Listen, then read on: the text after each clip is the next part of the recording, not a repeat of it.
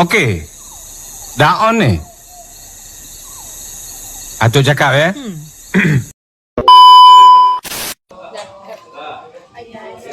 berempat, nggak sebenarnya berlima, tapi teman kita sakit. Nah, kita berempat akan melakukan wawancara kepada beberapa masyarakat di sekitar sini untuk tugas sosiologi. Perkenalkan, nama saya Ura. Nama saya JIN DGA, Jika Udara absen 14. Saya absen 5. Nama saya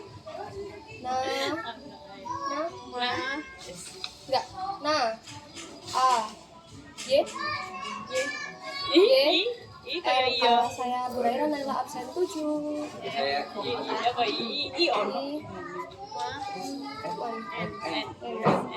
Absen 20. Ya, kamsahamnida. Go. Sebelumnya perkenalkan, nama saya Azara Maura, saya dari SMA 7. Ingin mewawancarai dengan ibu siapa kalau boleh tahu? Bu Sri Rahayu. Di sini nanti saya akan memberikan 9 pertanyaan ya Ibu. Untuk pertanyaan yang pertama, bagaimanakah perubahan di Jalan Kayu Tangan sesudah dan sebelum dijadikan salah satu destinasi wisata? Mungkin bisa dijelaskan yang sebelumnya dulu. Sebelumnya itu ya kampung biasa, tapi karena sudah ada sekarang jadi kampung helitek ya sudah ramai, jadi ekonomi di kampung sudah lumayan. Sudah lumayan ya. Kalau ekonomi yang sebelumnya kalau boleh tahu seperti apa Ibu? Ya sebelumnya ya biasa-biasa saja, kan ada rumah yang tidak jualan gitu kan, ada yang di pegawai apa kan yang pensiun sekarang buat kafe, rumahnya dibuat kafe. Jadi meningkat ya Ibu ya, ada perkembangannya. Iya, ada perkembangan. Untuk pertanyaan nomor 3 tadi, nomor 2-nya sudah termasuk yang ekonomi tadi Ibu. Ya. Pertanyaan selanjutnya nomor 3, bagaimana kondisi lingkungan di Kayu Tangan sebelum dan sesudah dijadikan destinasi wisata? Ya aman-aman aja, sebab orang-orang juga mengerti, juga diadakan ya sudah mengerti lah, jadi aman-aman aja. Aman ya Bu ya. Pertanyaan keempat, bagaimana perubahan interaksi antar warga di Kayu Tangan sebelum dan sudah dijadikan destinasi wisata? Akhirnya orang-orang kampung akhirnya lebih humble kepada pengunjung ya. Kalau yang dulu kan masih pro kontra ya, karena adanya wisatawan yang masih ada yang belum bisa menerima mereka, ada yang bisa menerima, tapi dengan adanya bergesernya waktu akhirnya mereka bisa lah menerima, dan akhirnya sesuai dengan harapan kami, kita bisa melayani tamu dengan sebaik-baiknya. Pertanyaan kelima, bagaimana teknologi mempengaruhi cara masyarakat Kayu Tangan melakukan transaksi ekonomi, terutama dalam konteks pasar tradisional dan UMKM? Kalau dari pasar UMKM kita dibantu dari pihak-pihak bank dan vendor ya, yang sebagian masuk ke kampung itu melalui kiris. Terus kita juga dibantu dengan pasar tradisional itu, kita giatkan lagi supaya penjualannya meningkat. Pak, kalau ada misalnya Dulur, bantuan modal gitu ada tambah ya? Bantuan modal dari pemerintah atau bank-bank gitu? kalau dari bank ya hanya sekedar kur ya Mas ya, untuk yang UMKM skala mikro ya, skala mikro itu, tapi yang lain saya kurang paham. Pertanyaan keenam, bagaimana masyarakat Kayu Tangan menyesuaikan diri dengan perubahan pola mobilitas yang disebabkan oleh transportasi berbasis aplikasi?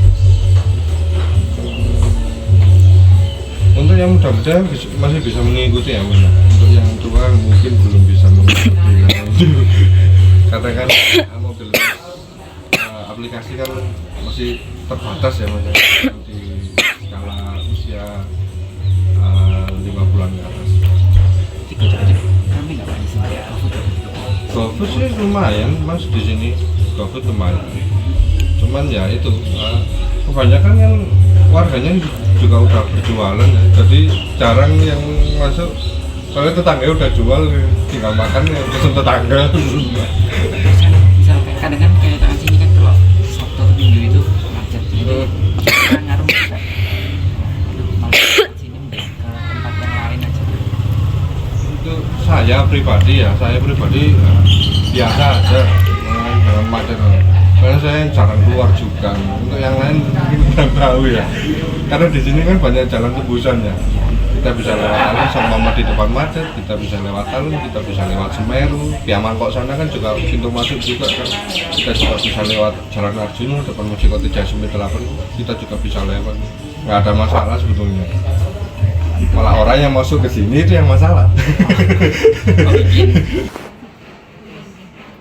Lalu masyarakat itu merasa lebih bangga atau enggak dengan kayu tangan yang sekarang? Ya pasti bangga, ya bangga macet nih. Kalau untuk perubahan di dalam tidak ada, karena memang kurang sosialisasi. Yang disosialisasi mesti tadi Mbak I sudah ke sana. Sudah. Kami kan di sana. Iya. Ini tidak ada. Ya gini aja. Lalu di sini tuh perubahannya lebih ke arah positif atau negatif? Jadi menurut Bapaknya Positif. Kami positif ya.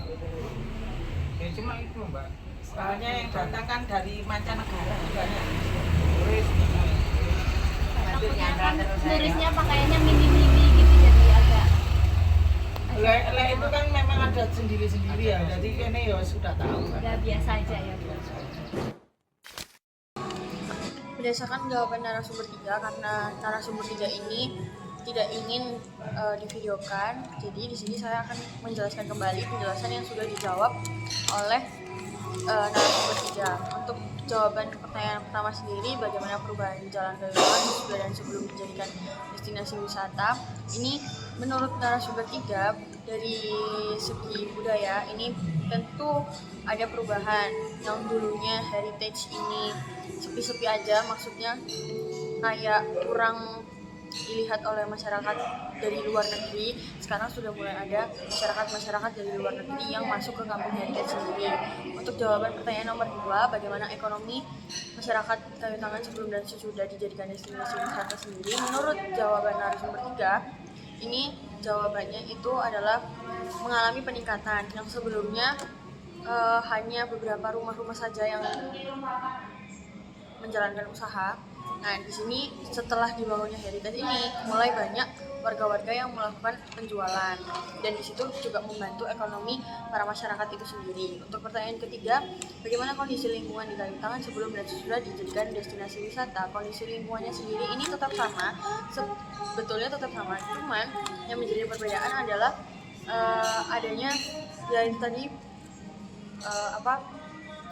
pendatang baru dari warga negara asing. Untuk pertanyaan keempat, bagaimana perubahan interaksi antar warga di Kaliutangan sebelum dan sesudah dijadikan destinasi wisata sendiri? Ini menurut narasumber ketiga ini, interaksinya ini semakin akrab, warga-warga dan juga ada RW, RT itu semakin mendekat lagi, semakin guyup, semakin rukun, karena kan mereka juga yang punya kampung ini dan justru mereka yang mengelola, jadi interaksi yang mereka lakukan juga cukup kuat dan cukup intens. Untuk pertanyaan selanjutnya, bagaimana teknologi mempengaruhi cara masyarakat Kaliutangan melakukan transaksi ekonomi, terutama dalam konteks pasar tradisional dan UMKM? Berdasarkan narasumber 3 ini, jawabannya adalah sebagian itu sudah ada yang melakukan pembayaran menggunakan QRIS, yaitu ada di sebelah kampung sebelah sana. Untuk selainnya itu masih menggunakan cash. Untuk pertanyaan selanjutnya, bagaimana masyarakat Kaliutangan menyesuaikan diri dengan perubahan pola mobilitas yang disebabkan oleh transportasi berbasis aplikasi? Di sini menurut narasumber 3, mereka ini ibunya bilang kalau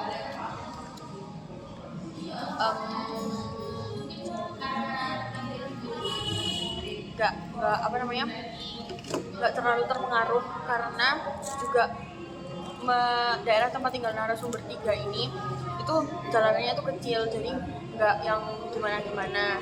Soalnya biasanya itu untuk yang transportasi berbasis online itu kan ada yang di depan. Nah, itu di narasumber 3 ini tidak terpengaruh, hanya di sepeda motor aja. Yang cukup di lewat sana itu hanya sepeda motor, jadi nggak yang terlalu keberatan dengan mobilitas adanya transportasi berbasis aplikasi ini. Untuk pertanyaan selanjutnya, bagaimana persepsi masyarakat terhadap perubahan Kaliutangan? Apakah merasa lebih bangga atau tidak dengan Kaliutangan yang sekarang?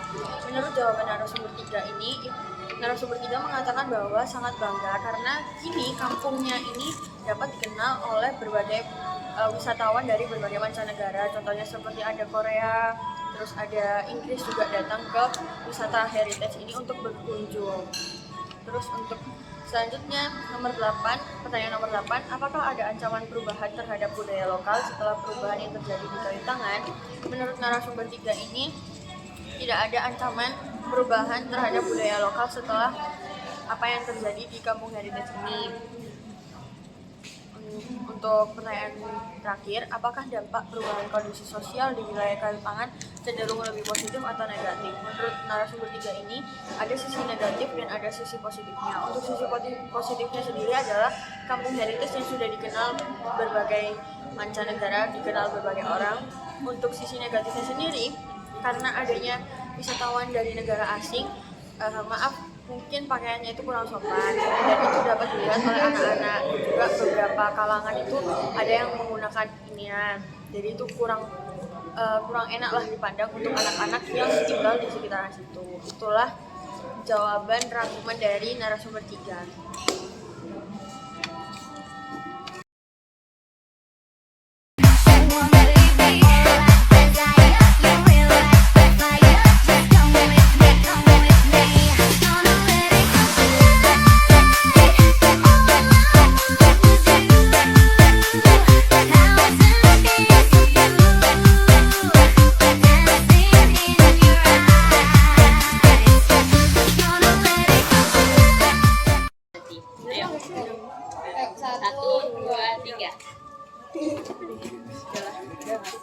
Bye bye.